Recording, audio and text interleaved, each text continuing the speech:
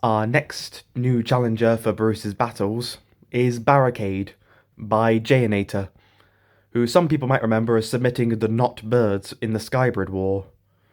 Barricade being another shark, it definitely provides a challenge for Bruce, trying to beat him at his own game.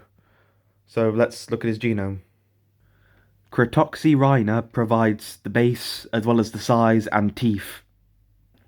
Bull shark provides enhanced jaw muscles and the ability to go into fresh water. Fresher shark provides its long whip-like tail and the ability to tolerate a variety of different temperature waters. The Protosphaerina, an extinct species of swordfish, provides its long bill and a larger tail fin. Dolphin, they didn't specify which dolphin, but dolphin is here for its intelligence, as well as the ability to breathe through the mouth and the gills. The trunkfish is here to provide a very unique kind of armour. Phallacosteus, an ancient species of placoderm, is here to streamline the armour. The peacock flounder is here for its camouflage. And finally, the tiger pufferfish is here for its poison. Unfortunately, just from reading the description of this creature and listing its contributors, some people probably already pointed out a few flaws. One, the pufferfish poison isn't really going to affect Bruce due to his tiger shark immune system. Two, the peacock flounder's camouflage isn't really going to help him ambush Bruce due to the electroreception, allowing sharks to pretty much detect anything, even with camouflage. And three, the armor on this creature isn't necessarily that good. I mean, the trunkfish is definitely a unique form of armor, but there's a reason why no one's picked it. The armor is known for being incredibly stiff and not allowing for much flexibility for the animal, which could leave Barricade unable to move. The only real way he would be able to move was by using his powerful tail. But even then, still, he needs to use his tail as also another weapon. But then again, the weapon Tail Whip also won't really do much due to the fact that Bruce is larger than Barricade, and fresher sharks typically only really use their tail to attack small schools of fish. The force of it is enough to pretty much stun them.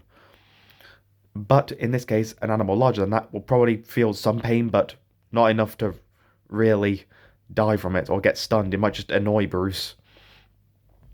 Also, the dolphin's ability to breathe through the mouth and the gills, it's not going to work. It's the same problem that Vex has.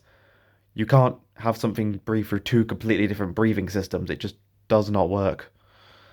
It'll lead to possibly the creature dying before it even meets Bruce. But where's the fun in that? So yeah, do have to bypass a few hurdles to make sure this battle happens, but the battle will still happen. So let's get down to it.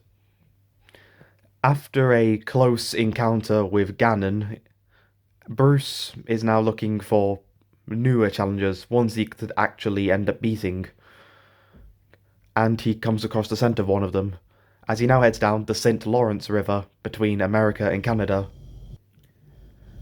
He eventually makes it into one of the various lakes that this river connects to, and in that lake he ends up detecting something, and that is Barricade. Bruce is intrigued by Barricade and starts to get closer, but then Barricade whips him with his tail. It doesn't do a lot of damage, but it does definitely annoy Bruce, who is now like, alright, I guess you've chosen war. So he starts to get a profile on Barricade, which is kind of easy to do since Barricade is far from the 50 miles per hour speed that he was set out to be. Lucky if he even gets to 10, his armor is really holding him back in this case, and not allowing him to really get fast, which he also wouldn't be able to get as fast as Bruce due to his weight of 5 tons. Bruce managed to get through that due to all of his adaptations, allowing him to be built for speed, and Barricade doesn't really have any of those. So eventually Bruce realizes that Barricade is just one slow moving target that can't really do much. So Bruce wastes no time ripping him to pieces, eventually leaving these lakes and heading back out into the Atlantic victorious. It's worth also mentioning that the streamlined armor from the Thalacosteus also won't really help this creature, since it just makes the armor more streamlined. That doesn't actually solve the main problem of the armor's flexibility. So, just like that, Bruce has managed to take out another challenger. And tomorrow, he'll hopefully be able to take out another when he fights Vector. Now, little thing to point out here, because I put this at the end of the video, that I managed to get over 100 subs, which is amazing. Just, like, I want to thank everyone who actually did subscribe. I don't know everyone who did, but I'm sure a lot of people did. So, and I do have a special planned to celebrate after episode 30, that is. Tried to get all these episodes of Bruce's battles out before focusing on other projects. So yeah, stay tuned for tomorrow, where Bruce will fight his next battle.